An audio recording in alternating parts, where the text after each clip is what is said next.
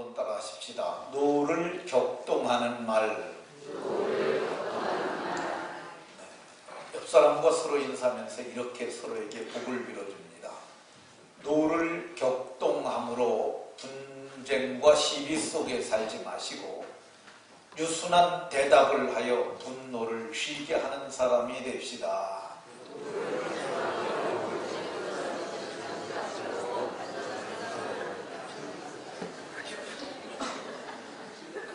노를 격동하셔서 싸우며 사시지 마시고 분노를 쉬게 함으로 즐겁고 행복하고 아름답게 사시는 복이 모두에게 있으시기를 예수님 이름으로 축원합니다. 어떤 사람은 늘 가슴 속에 부은을 품고 늘 분쟁하고 시비 속에서 살아가는 사람이 있어요.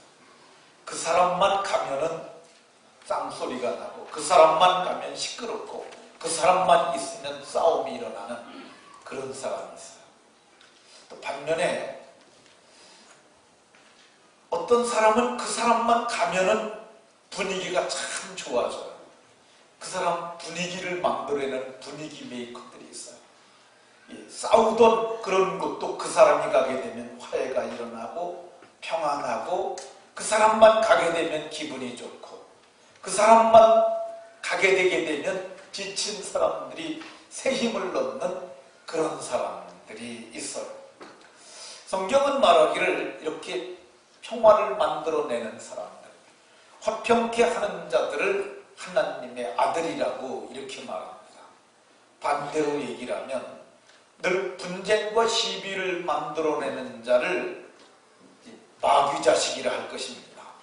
제가 마귀책이라고 이렇게 썼는데, 분쟁케 하는 자는 화가 있나니 그들은 마귀의 자식이라 일컬음을 받으리라.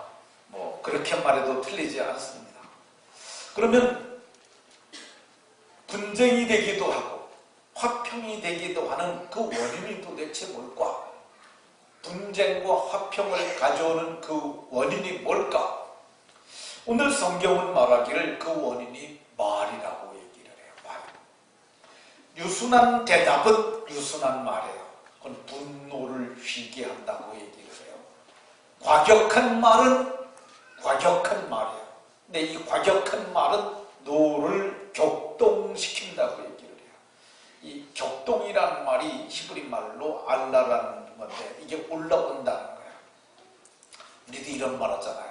화가 치밀어가지고, 그쵸? 화가 치민다고 그러잖아요. 화가 이게 여기 아래 붙어 있는 건데, 제가 이렇게 목회를 하면서 그리고 지금까지 살아오면서 성경을 통해서 이렇게 보면 이 감정의 자소가 이게 배거든요. 배. 여기서부터 치밀어 올라오는 거죠. 그래서 분노가 가슴에 올라와서 입으로 쏟아지고 분으로 폭발하게 되는데, 오늘 성경은 말하길 과격한 말은 노를 격동하게 된다 이렇게 얘기를 합니다. 그래서 오늘은 이 노를 격동하는 말은 도대체 어떤 말인가 성경에 근거해서 살펴보도록 하겠습니다. 오늘 성경은 노를 격동하는 말은 과격한 말이라고 얘기를 해요. 이 과격이라는 말은 자기 주장이나 생각을 아주 강하게 나타내는 이 극단적으로 표현하는 사람들을 생각하기가 쉽습니다. 근데 여기서 얘기하는 과격이라는 말이 이 히브리 말로 에체부라는 단어가 쓰였는데 이 에체부라는 말은 상처를 뜻하는 거야. 이 과격한 말은 어떤 말이냐면 상처를 주는 말이에요. 상처를 주는 말이 노를 격동하는 거죠. 그 사람이 말이 늘 찔러. 그 사람이 말만 하게 되면 아픈 것을 콕콕 찔러가지고 이 상처를 받으니까 내가 화가 나는 거죠. 노가 격동이 되는 거야. 이게 에체부라는 단어를 고통으로도 번역합니다. 그 사람이 말을 하면은 꼭 아픈 말을 해. 그래서 고통이 와. 그러니까 이 스트레스를 준다고 그러는데 스트레스가 압박이잖아요. 압박. 그냥 그래서 말로 다 그를 고통스럽게 하는 것. 그러니까 고통을 받으니까 이 지렁이도 밟으면 꿈틀한다고 그러지 않습니까? 이 속에서 분이 올라오는 거죠. 오늘 성경은 말하길 과격한 말이 노를 격동하게 된다, 이렇게 말합니다. 두 번째, 노를 격동하는 말은 어떤 말이냐면은 2절에 보면 미련한 자의 입은 미련한 것을 쏟느니라. 미련한 말을 하니까 화가 나는 거야. 미련한 말을 하니까 노가 격동이 되는 거야. 이 미련하다 그러면은 이 어떤 게 미련한 거냐면요, 이 말이 그리고 행동이 단순하고 그리고 어리석은 것, 그리고 행동이 둔한 것, 이게 어리석은 것이 이게 바로 미련한 사람입니다. 그러니까 이 말이 잘 말 같지 않은 말을 하냐니까, 그러니까 이 말이 미련하니까 그것 때문에 화가 나는 것이죠. 오늘 성경은 말하길 노를 격동하는 것, 미련한 말을 하고, 그 사람은 행동이 느리니까 자기 중심적인 생각을 해서 그냥 말도 안 되는 말을 하는 거야. 그러니까 난 그 사람 보고 속상해가지고 말이 안 되는 말을 그렇게 한다고 그렇게 얘기를 하잖아요. 그게 노를 격동하는 말이에요. 노를 격동하는 말은 어떤 말이냐? 4절에 보면 패역한 혀는 마음을 상하게 하느니라. 패역한 혀야, 패역한 말들이죠. 이 패역한 혀는 반복해서 표현하는 시적인 표현인데 패역한 말을 말하는 거야. 이 패역하다는 말은 순리를 거스리는 영리적 언어를 얘기하는 거죠. 도리에 어긋나고 순리에 거스리는, 주로 아랫사람들이 막말을 하는 게 그 패역이에요. 자식이 부모에게 막말을 하는 것은 패역한 언어입니다. 엄마가 뭘 한다고 그래? 이런 말 혹시 해본 사람들이 있으면 이건 회개해야 될 용어입니다. 어떻게 어머니에게 그런 말을 합니까? 그건 패역이야. 순리를 거스리는 거죠. 자식이 부모에게 순종하는 것이 맞다고 성경은 말합니다. 이 부모에게 내게 해준 게 뭐 있다고 그런 말을 하느냐고. 그거 마음을 상하게 하잖아요. 오늘 성경이 그러잖아요. 패역한 혀는 마음을 상하게 하느니라. 아버지가 내게 뭘 해준 게 있다고 그런 말을 하세요라고 하면 아버지는 그 말이 그냥 화살처럼 자식의 말이 와서 뺏깁니다.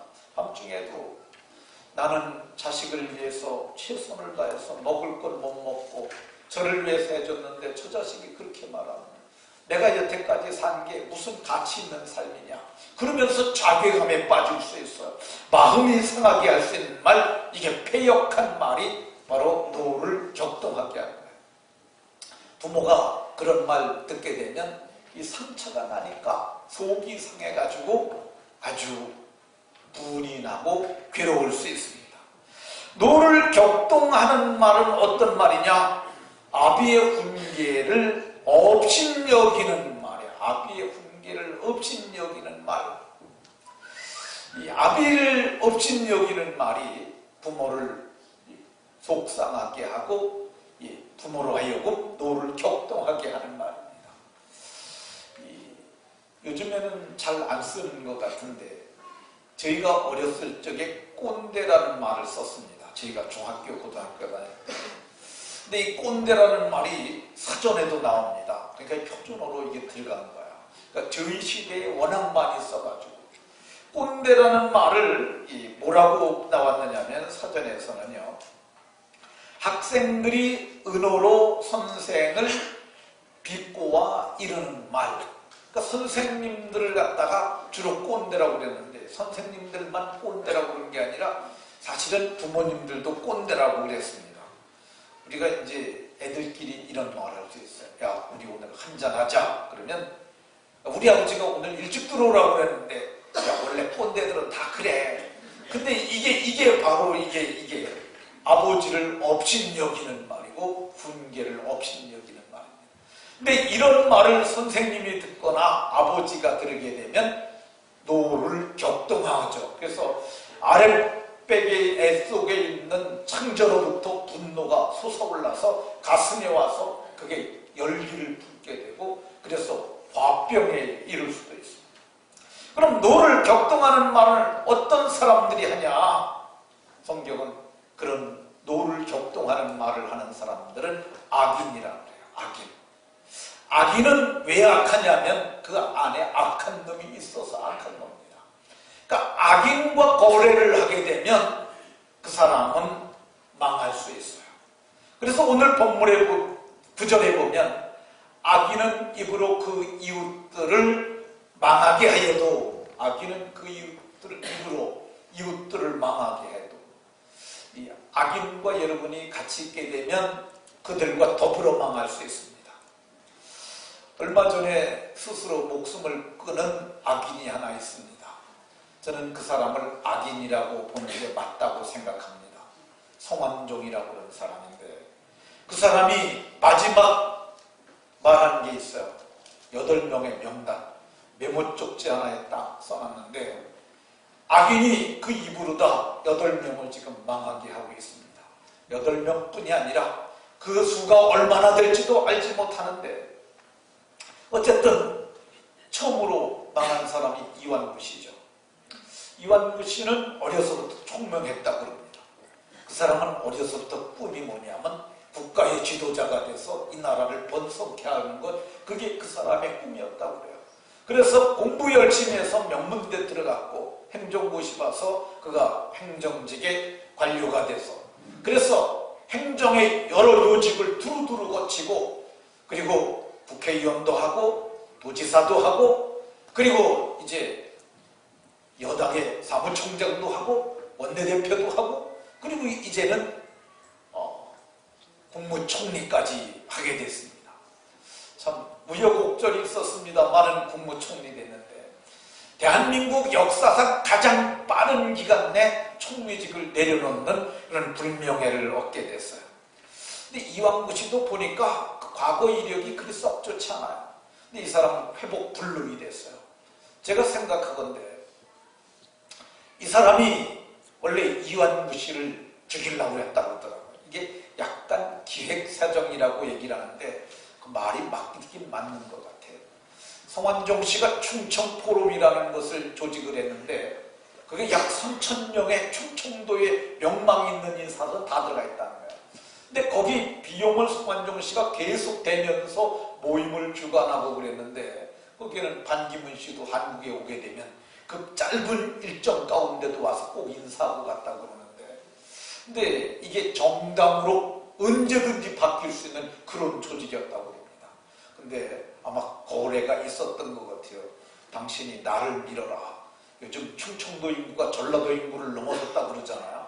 그러니까 전라도보다 우리가 이제 충청도가, 전에는 충청도가 캐스팅 포드를 줬었는데 충청도가 우리가 이제 대망을 가져도 된다. 전라도가 캐스팅 포드를 역할을 하라고. 그래서 그러다 보니까 이완구 씨가 자기가 대망론의 주자가 되려고 그러는데 이 사람은 반기문을 띄우려고 그러니까 그래서 죽이려고 했다. 그런 얘기를 하는데 그거는 뭐 정확한 건 알지 못하지만, 어쨌든 이완구 씨는 성완종 씨를 죽이려고 그랬는데 두 악인이 싸우다가 결국은 혼자 죽지 아니하고 메모지 하나 남겼는데 거기에 그 사람의 입으로 말미암아 이웃들이 다 망하게 생겼습니다.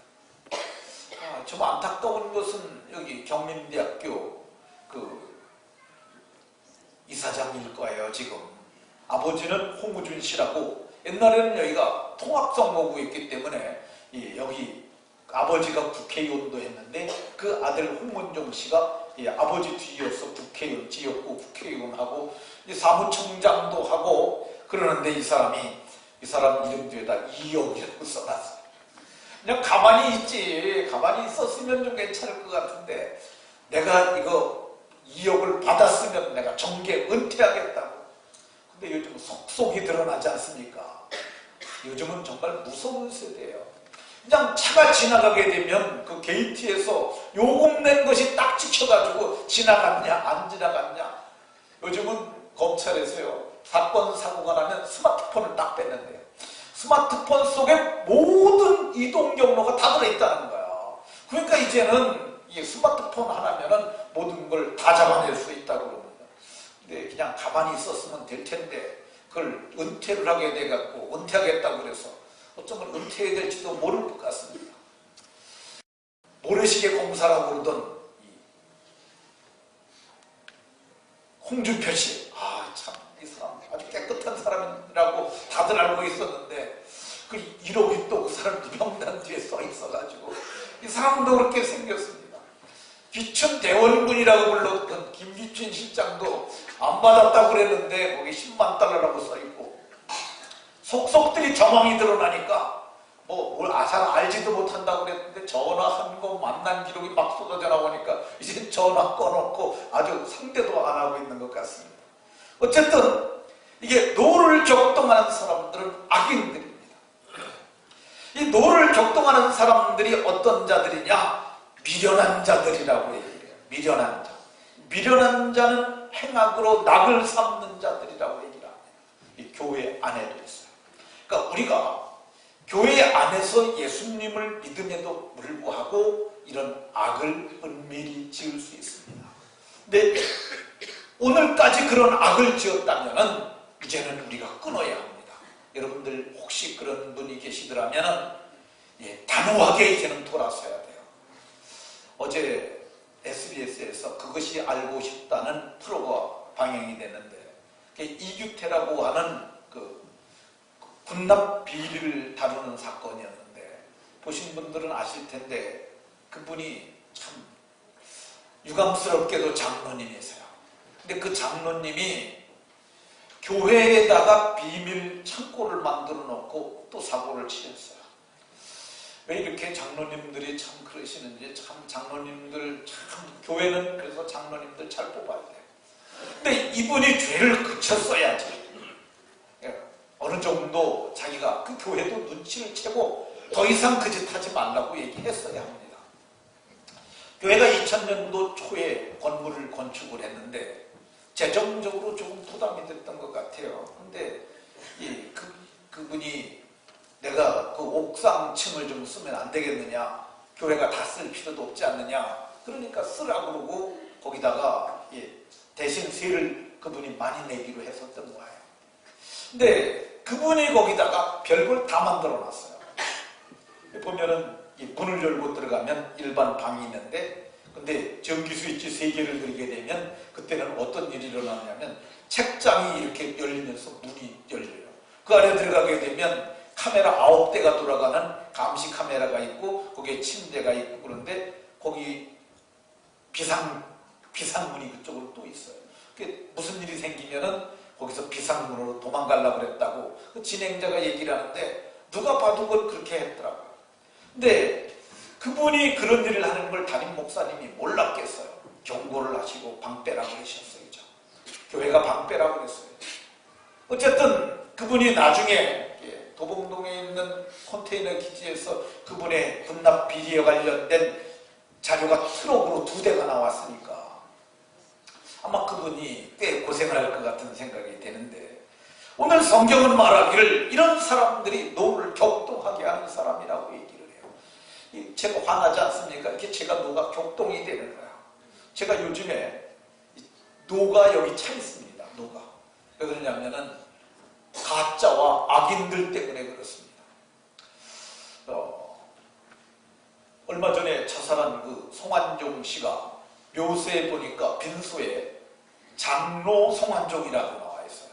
여러분들도 다 보셨을 겁니다. 그렇잖아요. 근데 장로가 자살했다는 게 얼마나 화나는 일이고 얼마나 속상한 일이에요.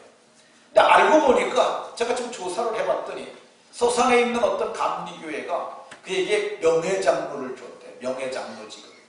그냥 장로가 아니라 명예장로는 그분이 좀 신앙이 변변찮았던 것 같습니다.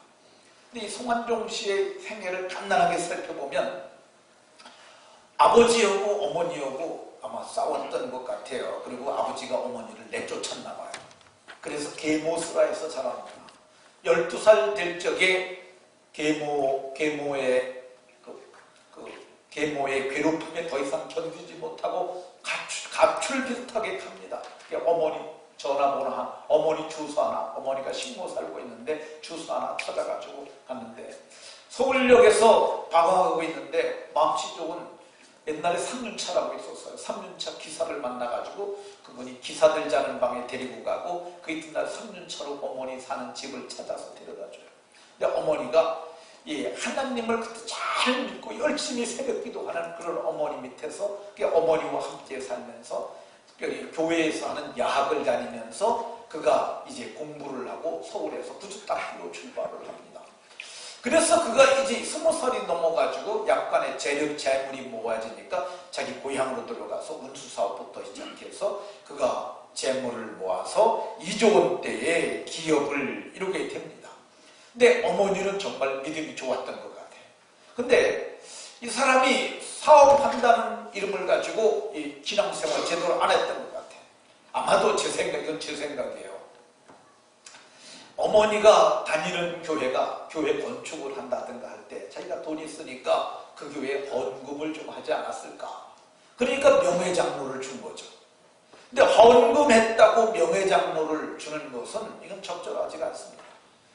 제가 어떤 글에서 보니까 중이 교회에다 헌금을 했대요. 그러니까 교회가 중을 명예장로를 주면 어떠냐 그런 얘기가 있었다고 그래요. 말도 안 되는 얘기지만 돈 내면 교회가 그렇게 하는 경향이 있어요.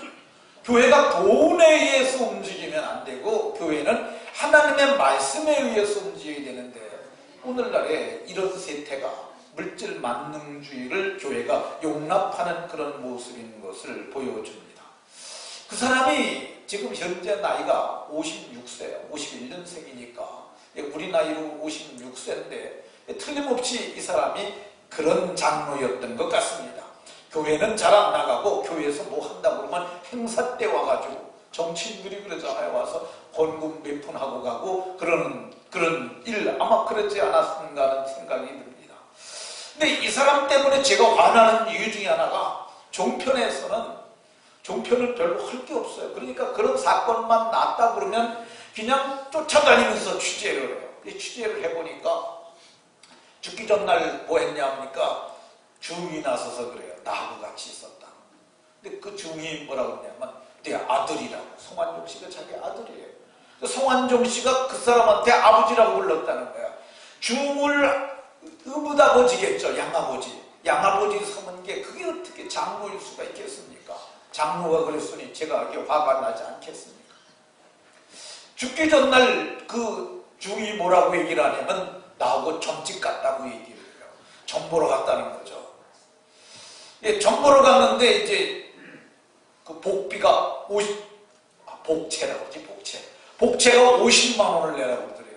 또 50만 원을 현금을 안 갖고 있으니까 기사에게 카드를 주면서 가서 현금 찾아가라 그랬더니 와서 하는 얘기가 카드가 막혔습니다. 인출할 수가 없습니다. 그냥 카드를 갖고 왔다는 거예요.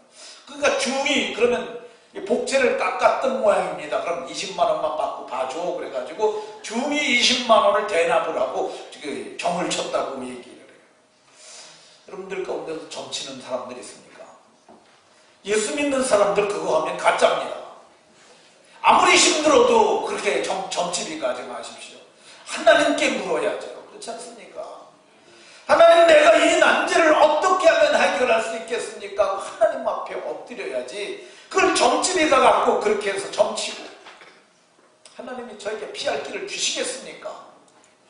성경을 보게 되면 이런 사람들은 성경이 도를 배반하는 자라고 얘기를 해요. 도를 배반하는 자. 오늘 10절에 말하잖아요. 이게 여호와의 도를 배반하는 자예요. 오늘날 얘기에는 십자가도를 배반한 겁니다. 예수를 십자가에서 끌어내리고 짓밟고 욕보이는 것이 바로 이 짓이에요. 하나님께서 진노하지 않으실 수가 없어요. 제가 그 종편을 보니까 장사 지낸 후에 사모제 하는 것 같아. 그 모습이 나오는데 보니까 뭐 묘소를 어마어마하게 크게 했더라고. 근데 자식들이 거기 엎드려 절해요. 그건 뭘 보여주는 거냐면 저들이 믿지 않는 자들이라는 걸 보여주죠. 할머니는 진실하게 믿고 자식 그 아들, 불쌍한 아들을 위해서 구두 닦기 하면 자라는 아들을 위해서 하나님 살려주시라고 그렇게 기도를 했는데 그들이 성공하고 부를 누리게 되니까 결국은 하나님 다 버리고 도를 배반하고 사는 자들. 성경은 이런 자들이 악인이고 이런 자들이 경건한 자들의 노를 격동하게 한다고 얘기를 해요. 여러분들도 화나지 않습니까? 뭐 그따위 장로가 있냐고 얘기를 하고 어떻게 교회가 그런 사람을 장로로 세우냐고 얘기를 하잖아요. 그러니까 여러분들이 모두가 좋은 장로님은 될 수 없을지라도요, 여러분들이 좋은 장로를 뽑을 수는 있습니다. 여러분들이 장로 투표를 할 때 여러분들이 잘 보셔야 합니다. 그냥 자기한테 밥 사줬다고 뽑는다거나 자기한테 손잡아줬다고 뽑지 말고 저분이 정말 신앙의 인격을 갖춘 분인가 살펴보고 잘 뽑아서 악인이 장로가 되는 일이 없도록 하는 그런 은혜가 있으시기를 바랍니다. 그럼 노를 격동하는 이 악인들 어떤 일을 당할까? 성경은 말하기를 이 사람들은 노를 격동하니까 분쟁과 시비 속에 살아간다고 얘기를 해요. 늘 싸우는 거죠. 내가 과격한 말을 하잖아요. 그럼 거기서 패역한 말이 옵니다. 그러니까 과격이 패역을 불러들이고 이 과격과 패역이 서로 마주치니까 거기서 쌈박질이 일어나는 거죠. 말싸움이 일어나고 그리고 정쟁이 일어나고 그리고 어떻게 하면 저 사람을 죽일까? 그래서 그들은 늘 싸우면서 살아요. 여러분들이 지금 싸우면서 살고 있다면 자기 자신을 성찰해 봐야 합니다. 내 속에 마귀놈이 주인인 것 아니야. 이거 살펴봐야 합니다. 노를 격동하는 말을 하는 사람들은 어떻게 사냐? 마음을 상하게 하느니라. 마음이 다 상해. 그래서 서로 싸우면서 그래서 노를 격동함으로 서로가 마음이 상해서 상처투성이가 되고 마음은 천갈래 만갈라 찢어지고 이렇게 살아가는 사람들은 어떻게 사느냐? 노를 격동하는 사람들은 고통스럽게 산다고 고통이 되느니라. 수입도 돈도 다 그들에게는 고통이에요. 근데 이게 상처가 나고 고통당하는 이유가 하나 있는데 그게 뭐냐면 귀신이 그의 마음에 붙어서 그렇습니다. 이게 우리가 이제 몸으로 만질 수 있는 건 육체잖아요. 육체. 그리고 머리는 생각을 할 수 있어요. 이건 혼적인 정신적 기능이에요. 근데 하나님을 예배하는 종교적 기능은 영적 기능이에요. 근데 이 마음 속에 이 마음이라는 것이 어떤 거냐면 예수님이 우리 가운데 들어올 수도 있어요. 그게 마음이 주님이 좌소가 될 수도 있는 반면에 마귀가 들어올 수도 있어요. 근데 이게 악한 생각을 갖게 하는 게 뭐냐? 그게 마귀예요. 마귀가 갸론 유다의 마음에 예수 팔려는 생각을 넣었더니 악한 생각을 집어넣는 게 그게 마귀예요.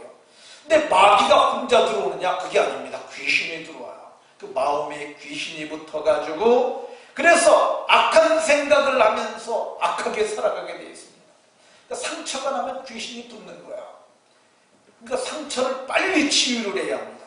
상처를 품고 산다는 것은 귀신을 품고 사는 거고 마귀와 함께 사는 거야. 그래서 성경은 뭐라고? 해가 지도록 분을 품지 말아라. 해가 지기 전에 다 화해하고 풀어버리라는 거야. 그걸 뭘 준 거라고 가슴에 담고 삽니까? 그렇지 않습니까? 더러운 귀신은 더러운 거예요. 더러운 생각을 귀신이 가져다 주는 건데 이걸 빨리 토해버려야 돼요. 빼버려야 됩니다. 제가 어렸을 적에 산에를 시골에 사니까 뭐 산에는 뭐 거의 날마다 다니다시피 하죠.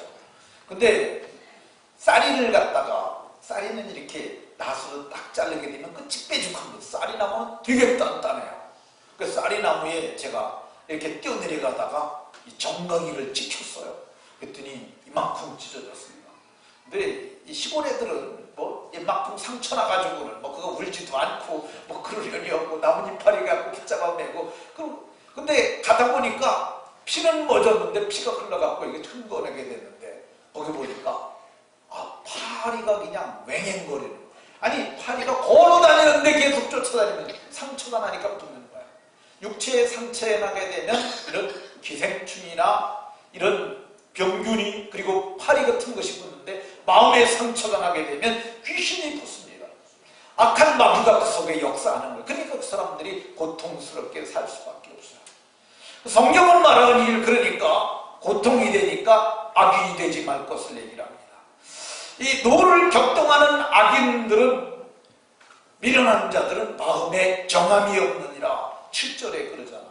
그래서 어제는 성당을 가고, 어제는 점집을 가고, 오늘은 교회를 가고, 그리고 등등 달아다니면서, 그래서 어제는 여당을 하고, 야당이 집권을 하면 이쪽에 또 붙고, 여기저기 정치자금 되면서 그렇게 사는 사람들, 이게 노를 격동하는 마음의 정함이 없는 사람들이에요. 성경은 이 사람들을 하나님이 미워하신다고 얘기를 해요. 악인이 하나님 앞에 헌금을 할지라도 나는 미워하고, 저가 나와서 예배한다 할지라도 나는 미워하고, 저가 기도를 한다고 해도 내가 듣지 아니하고, 여호와께서는 그들의 가는 길도, 악인의 길도 미워하신다고 이렇게 얘기를 합니다. 이 사람들이 어떻게 될까? 노를 격동하는 그런 말을 하는 사람들이 어떻게 될까? 성경은 말하기를 엄한 징계를 받을 것이요. 엄한 징계. 징계는 매를 맞는 것을 징계라고 얘기합니다. 징계로 끝나는 게 아니에요. 성경을 보게 되면 견책을 싫어하는 자는 죽을 것이니라, 목숨을 잃게 될 것이라고 그렇게 말합니다. 실제로 그 악을 반복했던 송환종 씨가 스스로 목숨을 끊었지 않습니까? 뿐만 아니라 그런 돈들 많이 받았던 사람들도 정치적 사용 선고를 받게 될 것으로 보여집니다. 그러니까 오늘 우리는 어떻게 살아야 되느냐? 이 노를 바라는 과격한 말을 하면 안 되고, 패역한 말을 하면 안 되고, 더러운 말은 우리 입 밖에도 내면 안 되는 줄로 믿으시기 바랍니다. 더더욱 분을 품고 살아가는 것은 안 돼요. 분은 풀어야 합니다. 분을 푸는 방법은 어렵지 않아요. 분을 푸는 방법은 화해를 하는 거야. 예수 믿지 않는 사람들은 안 풉니다. 그러니까 우리가 찾아가서 내가 먼저 손 내내는 거야. 미안해. 내가 잘못했어. 덜 잘못했, 저놈이 더 잘못해도 그게 걔가 나한테 화해를 해야 내가 풀어집니다. 그러니까 내가 잘못했다고 그래야 걔가 잘못했다고 그러니까 손을 내미는 거야. 찾아가. 미안해. 내가 잘못했어. 그러면 아무리 나쁜 남이라도 뭐 자기만 그랬나? 나도 뭐 잘못한 게 있지. 그러면서 이제 관계 회복이 이루어지죠.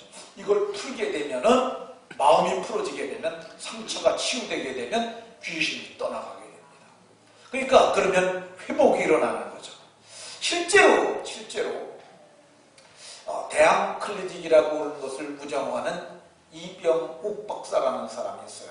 근데 이병옥 박사가 한 데이터를 미국에 있는 주립대학에서 낸 것을 얘기를 하는 것을 인터넷에서 제가 봤는데, 노스캐롤라이나 대학교의 달스트롬 교수는 의대생과 그리고 법대생을 상대로 조사를 했어요.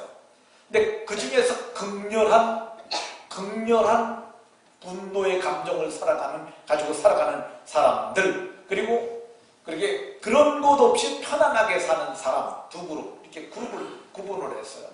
근데 의대생을 상대로 해보니까 극렬한 감정을, 적대 감정이나 분노를 품고 살아가는 사람들은 그들이 25년이 지나서 보니까 의사들이 되어 있는데, 의료인들이 되어 있는데, 그 중에서 이제 사망률이 전혀 그런 감정을 갖지 않았던 사람 그룹보다 7배가 높았고, 그리고 심장질환도 5배가 높았다고 그래요. 법대생들도 조사를 한 걸 이렇게 보니까 25년이 지나서 보니까 25년 전에 그렇게 감정을 품고 살았던 사람들이 20%가 사망했고, 그 낮은 그룹은 4%밖에 죽지 않았다.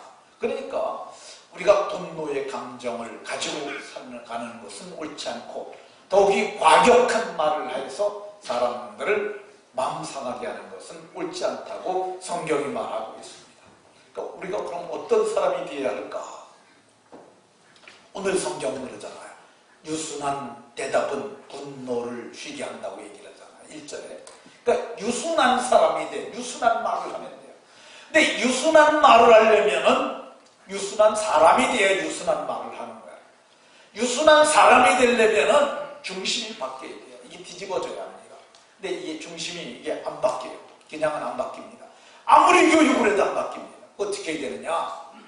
예수님이 계셔야 돼요. 예수님이 들어가게 되면 이 예수님 내 마음 속에 들어오세요. 그러면 그분이 신비하게 우리 마음 속에 들어와서 그분이 우리의 주인이 되면 우리가 새 마음을 갖게 되고 예수님 마음을 품게 되게 되면 우리가 유순한 말을 하게 되고 유순한 말을 하게 되면 모든 사람들의 분노를 쉬게 함으로 내 주변이 평화로워지고 그 평화가 내게 행복을 가져다주고 행복하니까 번영과 성공의 복을 누리게 되는데 하는 일마다 성공하는 형통의 복이 우리에게 올 것을 말씀하고 있습니다. 말씀을 마치도록 하겠습니다. 저와 여러분들은 오늘 세상을 과격한 말을 하면서 살 수 있고 유순한 말을 하면서도 살 수 있어요. 저와 여러분들 모두가 유순한 말을 함으로 행복하시고 형통한 은혜가 있으시기를 예수님 이름으로 축원합니다. 기도하겠습니다.